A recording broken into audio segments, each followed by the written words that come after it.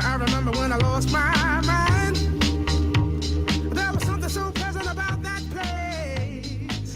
Even your emotions have an echo in so much space. And when you're out there without care, yeah, I was out of touch. But it wasn't because I didn't know enough. I just knew too much.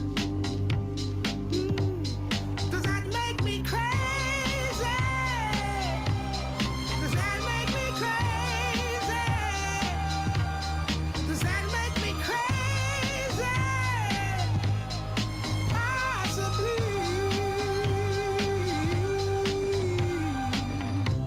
And I hope that you All right, good morning, folks.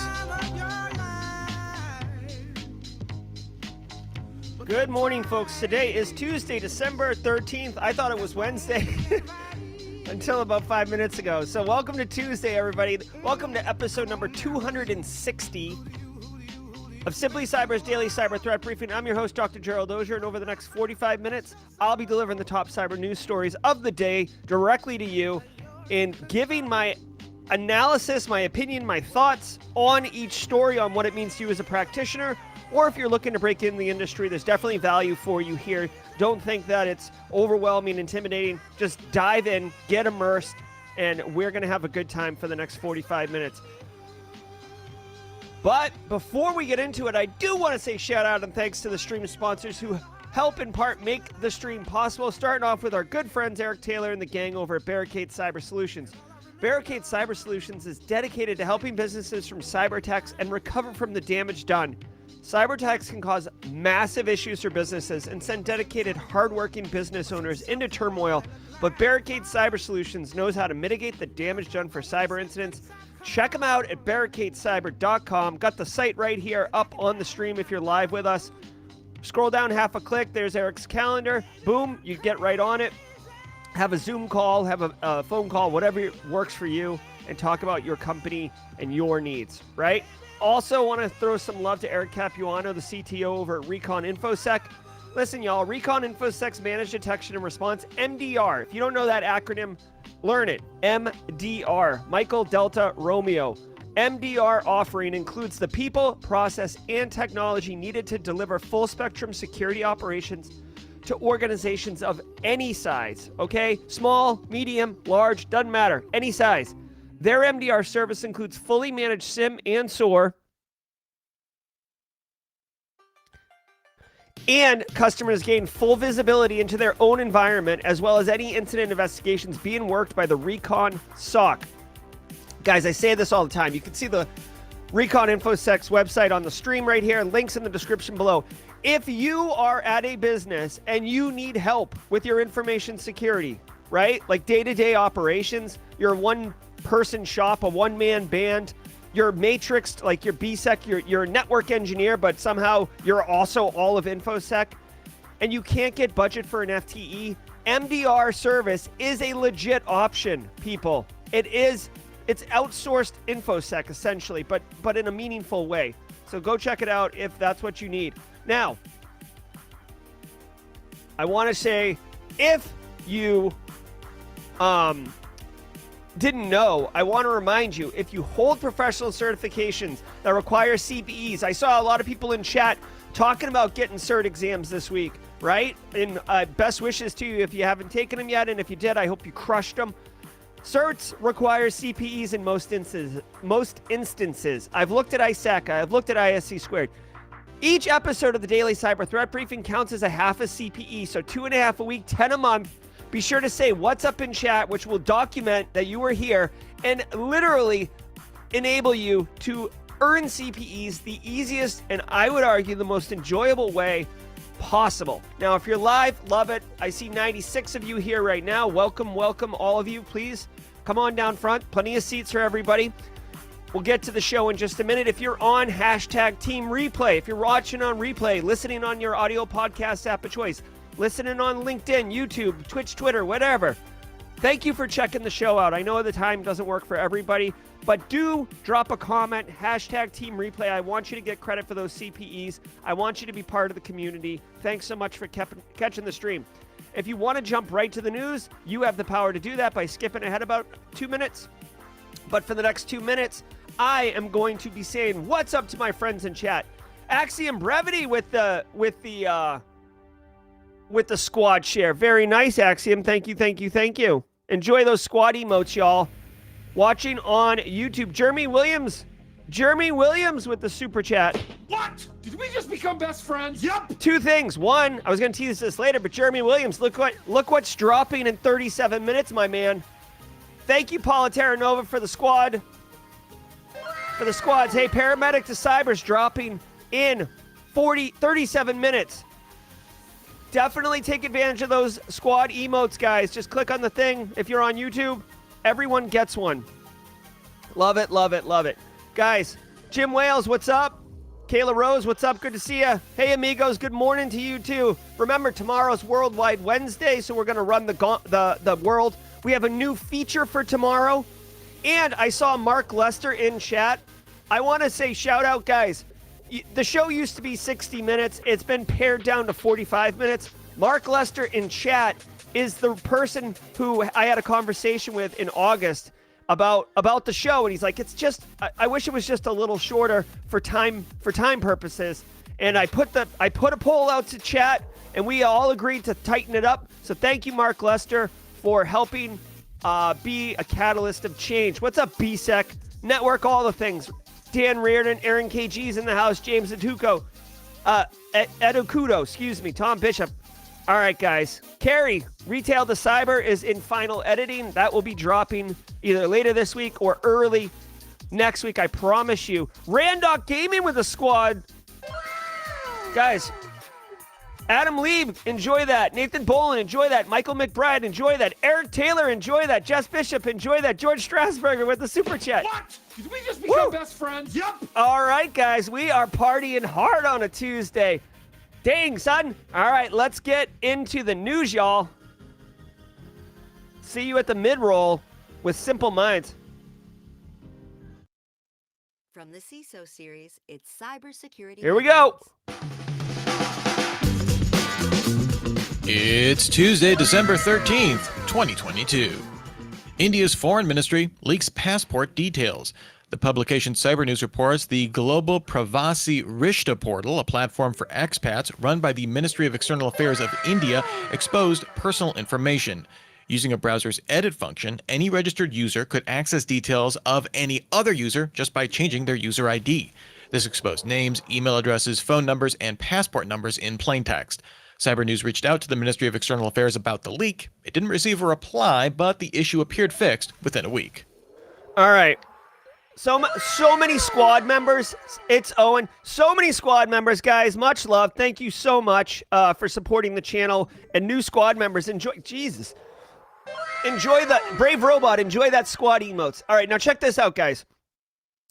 Basically, there's 2 things I want to point out here. One, and correct me if I'm wrong, pen testers, but does this qualify, or bug bounty people, does this qualify as an IDOR bug? Basically, you could edit the parameter in the URL that was that was a unique identifier and edit it to access different accounts, right? So I'm this passport portal, I'm user 12345, base case is 12346. And all you do is edit the URL from 12345 to 12346. This is not complicated, and it's a really low-hanging fruit as far as bugs go in web apps. Thank you. It is IDOR. So that's indirect, or is it indirect object reference? Indirect data object reference or something like that. Anyways, the point is, this is sloppy work. Now, I want to point out something. Obviously, this is as low-hanging fruit as it gets in web app vulnerability pen testing. But I want to point out, this was a government website. And guys, unfortunately, the reality is a lot of governments, the way they contract out work, it's like cheapest option that meets minimum viable credentials, right? So you don't have like a scrutinizing contract review process always. Sometimes it's literally just, hey, we want an RFP, we want a request for proposal. 8 companies, we want a website built for passport things, right? And then like 8 companies are like, here's my RFP. And an RFP, this happens in government contracting all the time. Like, who's going to be on the team? What web apps have you developed in the past? And what is your cost estimate? These are the 3 parts, right? And then sometimes, unfortunately, the government people will be like, they'll just like skip to the back where the cost estimate is, and they'll be like, all right, $80,000. What's the next one? $60,000. What's the next one? $4,000. Let's go with the $4,000 one, right? And sadly, it doesn't matter. It's not always that case, but it's called. There's a term for it in government contracting. It's like least.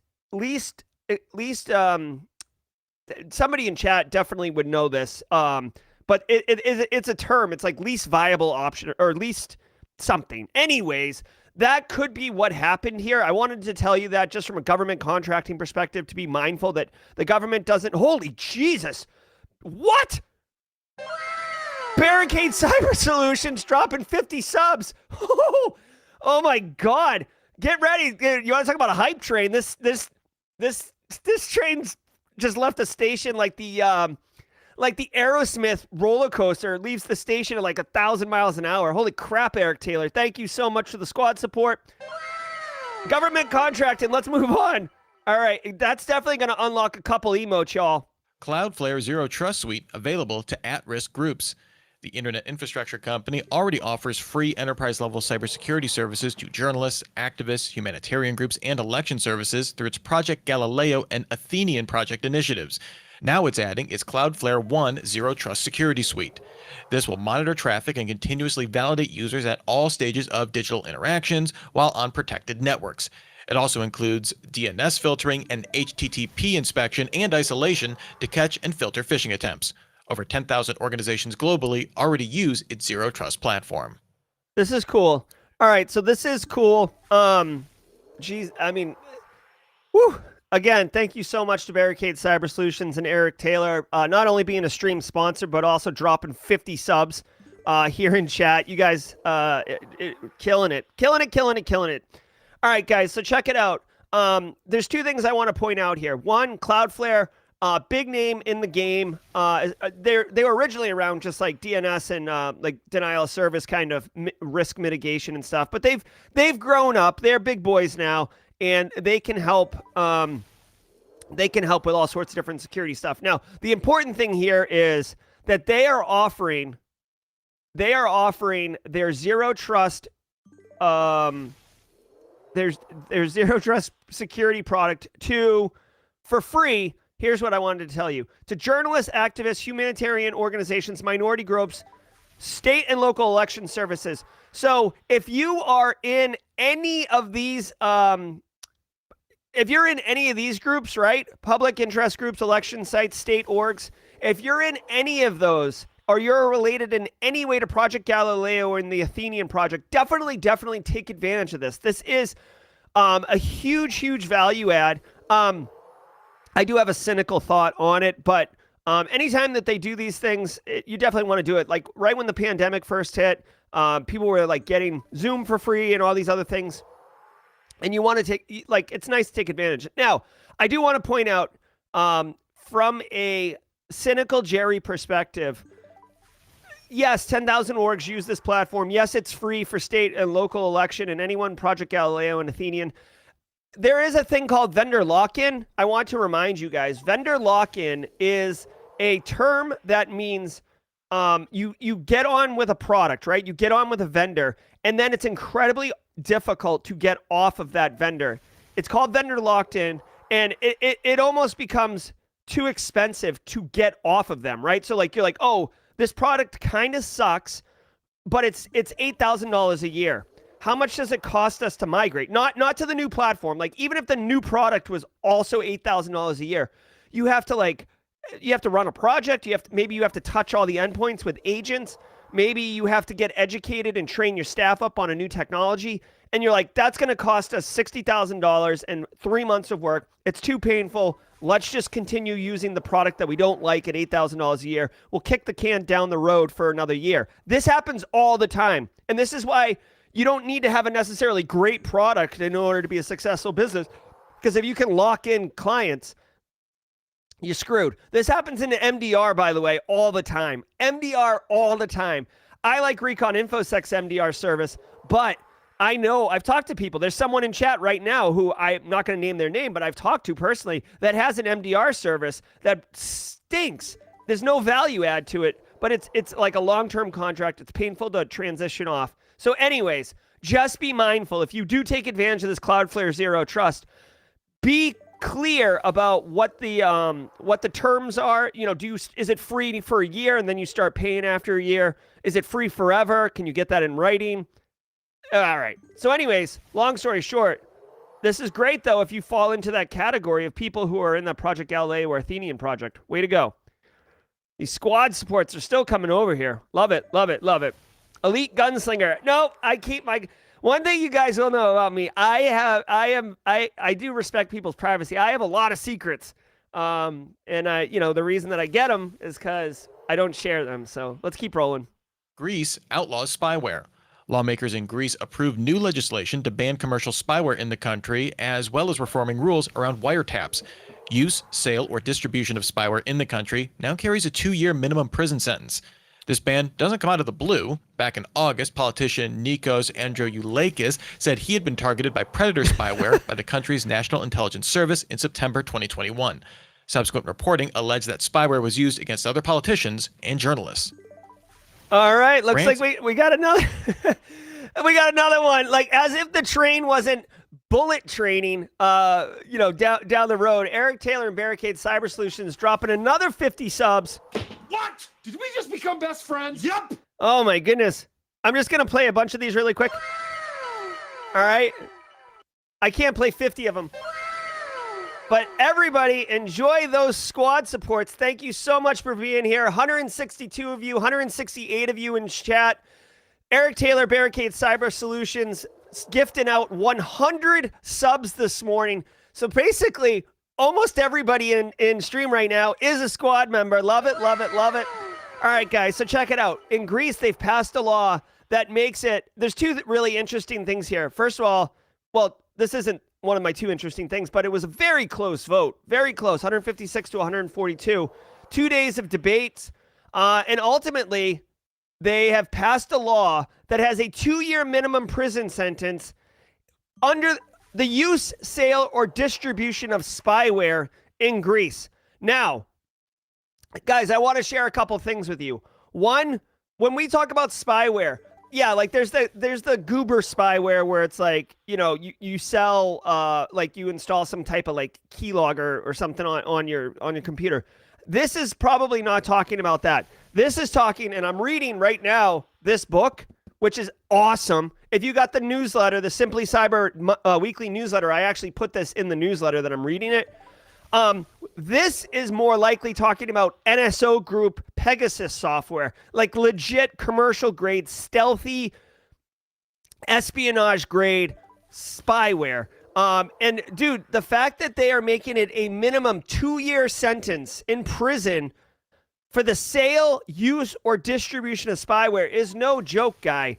Sale of spyware? So you could just be a vendor, not doing anything nefarious. And guess what? Not on my watch, brah. So Greece taking a really hard stand on this. I love it. People are using spyware. The NSO, again, in this book, Nicole Pelleroth captures, just like Mexico was using it all over the place. This Pegasus spyware. We've seen it used in Spain for the Catalina politicians getting spyware, right? It's supposed to be for law enforcement only and for government action only. And instead, once people get the keys to it, they want to take it off-road and go, spy on whoever they want. Girl that they dated in high school, a competitor, right? People are weaponizing it, and it's very, very powerful. So Greece, not on our watch. 2-year minimum prison sentence, just like Australia and their data breach fines. I'll be interested to see the first person who gets adjudicated under this new law. again, thank you so much for the squad support. Yes, the Catalina wine mixer. Takes down cash registers. Over the Black Friday holiday shopping weekend, shoppers at the sports retail chain Intersport in France saw signs that a cyber attack prevented using cash registers, gift cards, and loyalty programs. Since the incident, the Hive ransomware group took credit for the attack, publishing data claimed to have been stolen from the retailer on its leak site. It's not clear if Intersport paid Hive a ransom. The company said it didn't believe the attacks accessed any customer data. This is another cybersecurity black eye for Intersport, which saw it host MageCart payment skimmer malware on its website back in 2020. All right, so two things. One, Tom Bishop. What? Did we just become best friends? Yep. Thank you for the coffee, Tom Bishop. Appreciate it. Hive Ransomware, one of the tier 1 operators in the space, hitting a retailer. Now, interesting thing about this, guys, I wonder how bad this is going to be for Intersport. They got hit on Black Friday. Dude, a lot of businesses, especially online retailers, they skew their financial performances around the holiday shopping season. So for not being able to take a lot of transactions, people getting frustrated, people unable to do processing, that probably hurt them significantly. Hive doesn't care. Hive is one of these threat actor groups that doesn't.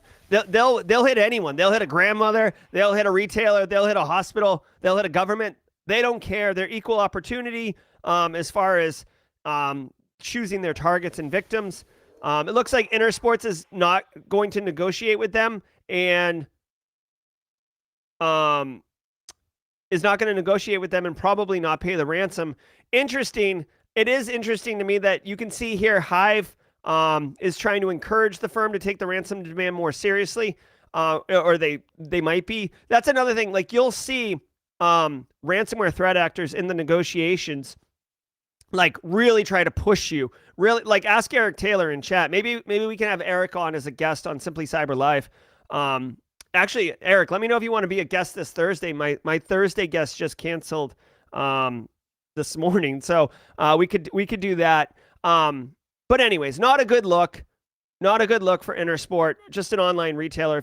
If you are an online retailer, as I've said, like many businesses, you should have a defense-in-depth approach to your information security posture. Let's do the mid-roll. And now a word from our sponsor, Fortra. The cybersecurity landscape is full of single solution providers, making it easy for unexpected cyber threats to sneak through the cracks. That's why Fortra is creating a stronger, simpler strategy for protection, one that increases your security maturity while decreasing the operational burden that comes with it. Fortra's integrated, scalable solutions help customers face their toughest challenges with confidence. Learn more at Fortra.com. That's Fortra.com. All right, it's the mid-roll, so let's do a couple things here.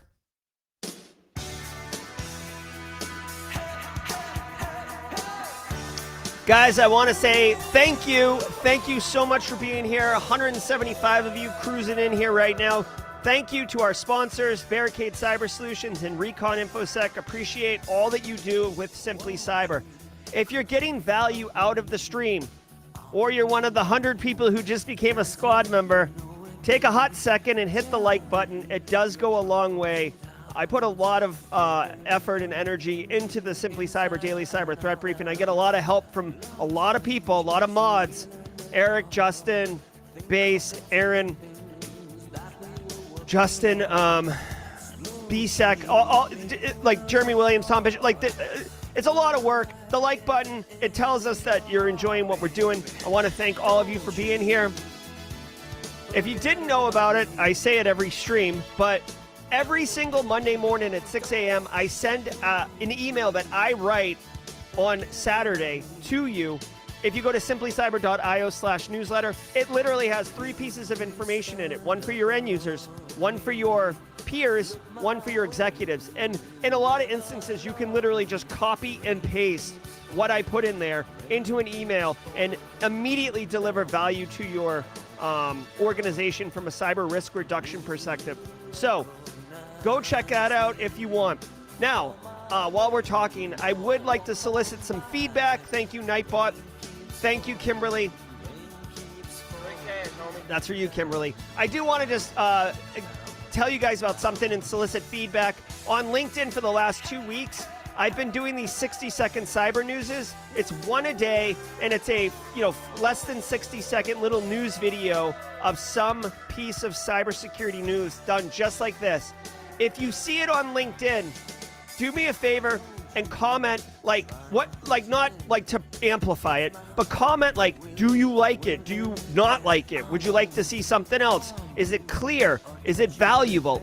I want feedback because it takes me about an hour a week to do this, and if no one's getting value, then I'll just spend the hour doing something else. The other thing I want to share is Aaron KG's helping me here. I just started trying to repurpose content into YouTube Shorts. So you'll see shorts popping up on the Simply Cyber channel. Again, the content I make is not designed for the shorts format, so I'm trying the best I can, but I'm always interested in feedback, y'all. All right? And the final thing I'll say is, if you got a sub, if you're one of the 100 people who got a squad sub today, first of all, welcome to the club. Second of all, there is a special role on the Discord server that you are entitled to as a squad member.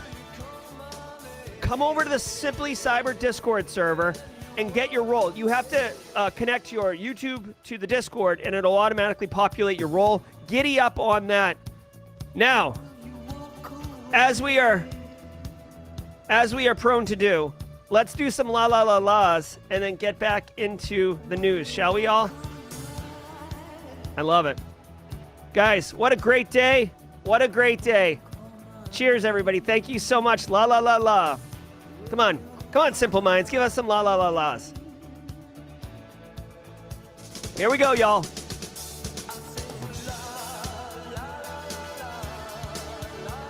So good. What a great day. What a great day, everybody. Making exports to China get tighter. Bloomberg sources say Japan and the Netherlands agreed in principle to join the U.S. with tighter export controls on advanced chip-making equipment to China, impacting 14-nanometer and newer chip-making processes. This would block access to tools from the Dutch lithography specialist ASML and Japan's Tokyo Electron, critical suppliers in the chip-making industry. A formal announcement from the three countries should arrive in the coming weeks. Once enacted, this would represent a near total blockage on leading-edge chip equipment to China. Yeah, so this is interesting. So China, obviously well known as tech manufacturer. Everything's coming out of China. Well, like iPhones. But one thing that people don't realize, and I'm no expert on this, but there's a lot of YouTube videos, China isn't building the chips. China is putting the technology together. They're like integrators or manufacturers. They build things, but they don't build the raw material. They assemble it, right? Well, right now there's obviously there's a diplomatic kind of Cold War thing going on right now with economics, global economy, supply chain, all the things, right? And one of the ways to influence other countries, a way to assert national power, is through diplomacy and economic impacts, okay? So, for example, we sanction North Korea. So North Korea has to steal money using Lazarus Group because they can't really do international trade, imports, exports. China is they still are a global player and a global power, but the United States has been slowly backing away from them and putting in you're not allowed to, we just saw a story last week, you're not allowed to sell Huawei, Hikvision, and a couple other pieces of technology, right? Huge exports for Japan, if you want to call it an export, okay? This chip thing is huge, right? So United States isn't doing that. Japan and the Netherlands are also major manufacturers of computer chips. Computer chips are critical if you're building a piece of technology, fact. Well, if Japan and Netherlands are locking arms with the United States and saying, nah, we're good, brah, we're selling you chips, China is going to, China's got to get the chips from somewhere, right? If they don't have any flour, they can't make bread. You know what I mean? To use a metaphor, right? So this is a big deal. Now, China's obviously going to have to get the chips from somewhere, so they're either going to have to probably not. Hold on one second. So China's have to get them somewhere. So I mean, if I were China, right, what would I think? I would think, okay, like I would probably try to set up a shell company in a country that is friendly, right? So like maybe something in the middle, like I don't know, like Sri Lanka, or I don't know what Sri Lanka's politics are, but my point is try to like siphon the chips through to get them that way. But this is a big deal. Like again, this isn't really a cybersecurity story per se, but it is interesting from an international situation perspective. So I actually need to get more informed on this, and I will. So we'll see. Yeah. Okay, let's keep going. Twitter rolls out crowdsourced fact-checking. Over the weekend, Twitter began rolling out its crowdsourced community notes feature to all users globally. The feature began testing last year under the name Birdwatch. Previously, only US users could see notes. Twitter will soon start enrolling community notes contributors from users outside the US to submit and vote on notes. This comes as Twitter also began relaunching its Twitter Blue subscription service, which will offer additional checks against impersonating other accounts. Okay. Google. All right, so I like this idea. Obviously, I have a cynical Jerry comment about it. The idea is that Twitter, Elon. So all of our new squad members, there is an Elon emote. Let's get some Elon up in here. Okay. Twitter is trying to pull up from the nosedive that it's been in. Elon is, basically revamping Twitter 2.0. They're introducing community notes, which essentially looks like the ability is for consumers of Twitter and tweets to comment on the validity, the veracity, the quality, the integrity of posts, right? And the idea here is that it will crowdsource fake news and, polarizing content that's supposed to be divisive. Okay, cool idea, right? So like in Reddit, there's upvotes and downvotes, right? And people are more interested in the upvotes. It helps curate the content so people get better experiences. So I love it. Love it, love it, love it. Now, here's the problem. Like, it's trivial for some of these more sophisticated threat actors to have bots. It's not impossible for them to engage in this community notes feature. So then you have 10,000 bots like liking and approving or whatever, some type of fake news that's divisive. So I don't know how you're going to get around that.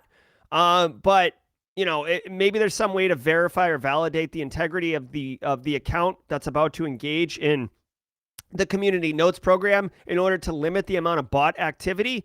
But what did Alana say? A cynical Jerry emote.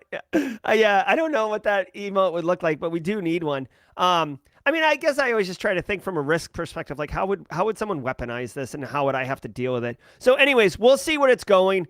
I guess from a independent, objective perspective, I find it interesting that finally Elon's rolling something out that isn't that's a feature. Like he burned Twitter down and now he's like starting to build it up, and like the blue check mark seemed like a quick cash grab. That kind of it blew up all the integrity of the blue check mark. So now no one's got a blue check. I mean, everyone's got one, so there's no value in anyone having one. So we'll see how this goes. Again, I'm happy that they're rolling this out 2 years before the 2024 elections in order to hopefully get this out there. But this is going to be a very important feature in 2 years, I guarantee you. The Mastodon server? Yeah, so it's InfoSec Exchange, Randall. Refuses request over Hong Kong protest anthem. Last month, the Asia Rugby Association played the song Glory to Hong Kong during the finals of its tournament in South Korea. The song is an unofficial anthem of the 2019 pro-democracy protests. Organizers blamed human error for playing the song, saying it was the top search result in Google for Hong Kong's anthem. Hong Kong Security Secretary Chris Tang requested Google replace the top result with China's national anthem, but said Google denied the change as its results are entirely algorithmically generated. China banned Glory to Hong Kong in 2020 as part of a sweeping national security law. Whoa. Okay. So very interesting. Thank you, Eric Silverman, Jay Smith. Yeah, guys. Greetings, Patrice Clark. You picked a great day to join the live stream. Guys, take a hot second and hit the like button if you would. 171 of you in here right now.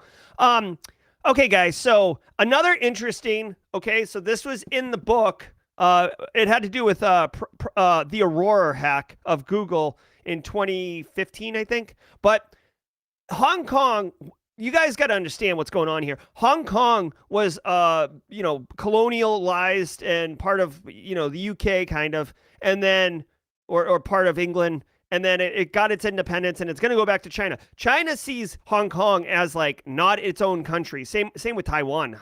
China sees it as like that. Now China flexes a lot. Okay, so with Google search results, China has implemented all sorts of specific policies relative to the way Google is used in China. And it actually says in the book that the two guys behind Google, the founders, said, well, we figured, having some search capability in China would be better than having no search capability. So they agreed to China's demands, which involves things like when you Google Hong Kong national anthem, it comes up with Hong Kong's independent national anthem, not China's national anthem. And China does not like that. China does not want these countries to identify as independent, self-run states, right? They want you to be seen as part of the Borg, if you will. So anyways, I find this interesting, and it just highlights a very nuanced aspect of international politics and something as simple as Google search results. I do think it's not funny. It's not funny, but I do find it interesting that it was a human error. Like somebody literally Googled Hong Kong anthem and then just played the first result, which, obviously went over like a fart in church, right? So there's that. China's deepfake rules set to go into effect. The Cyberspace Administration of China issued regulations forbidding the use of deep synthesis service providers to alter facial or voice data, known as deepfakes, without consent. The new rules go into effect January 10th. Chinese regulators say the move was meant to protect people from being impersonated and to prevent the spread of misinformation. It also said the move would spur deep learning and virtual reality industries toward more healthy development. This week on the CISO. All right, hold on. That's going to do it for the news, but give me a second to read through this story really quick. I want to know what they passed legislation around deepfakes. I love deepfakes, by the way. But I want to know what the rules are for the deepfakes, right? Like what is it? Because it's going to protect people, okay? But what all right, so this story, what a trash story. Come on, Reuters. According to the story, China is passing rules around how deepfakes will be used. Nowhere in the story does it say anything about what the content of the rules are. All right, well, whatever. So there's nothing here, but from a cyber perspective, deepfakes is real. I mean, deepfakes has been around for 5 or 6 years, and Justin. Deepfakes has been around for 5 or 6 years. To the naked eye, you can't really tell. Based on research and talks I've seen, notably one at Black Hat I saw, it's very easy for computers and software to be able to identify deepfakes because it's just looking at the pixels and stuff. It's very easy to see where the deepfake has been inserted. But to the naked eye, just like steganography, you can't really tell. I wanted to point out that there's a company, Deep Brain AI. I tried to get a simulation of this, and they started ghosting me when I told them what I wanted to do. But that's Howie Mandel, totally fake. This guy, totally fake. So I did one on the channel from Synthesia.ai or Synthesia.io. This company, they make these that's not a real person, okay? But these guys right here, these guys are legit, much more advanced to the point where look at this guy. That's a fake guy. Very natural, very creepy. They even have one where it's a Korean reporter and hold on one second. Korean reporter, Deep Brain AI fake. Look at this. This woman right here, she's like basically this woman. This woman right here is basically like Korean Walter Cronkite. Walter Cronkite? Cronkite. Anyways, long story short, when something breaks in South Korea, this is the woman that everybody in the country sees. Like, she's the face of the news. Well, she does the evening report every night, and if there's breaking news when she's around, she's there. But if something breaks in the middle of the night, or something breaks on the weekend, or she's in Bali on vacation and something breaks, they have a fully simulated version of her that will do and read the news naturally. And it's so real that it has to start every news break with, "Hi, I am a deepfake. I'm a synthetic avatar of, Korean Walter Cronkite." And I apologize. I don't know her name. So I'm just, and then she says the news and everybody's just like, okay with it. It's insane. And by the way, can I just point out that if she were to die or disappear or anything, we could continue on as if there was no problem. Like, there's so many dystopian futures where this is a problem, right? So the person in charge, right? President Snow from Hunger Games, right? You never age. And by the way, like, I hate to be like conspiracy theory Jerry, but like, think about this guy. Like, if you get someone, right, and like, they could fire her and just have this thing do it 24/7 and not have to pay a salary, pay additional things. Or, like I was about to say, President Snow, let's say a world leader, a Fidel Castro, whoever, somebody who's like in power and not going to be elected out of power. If they made a deep fake version of them, when they do die, the people who are behind the scenes pulling the strings and everything, they could continue on operating as if everything's normal. It's a really scary kind of power grab type thing. Again, I'm not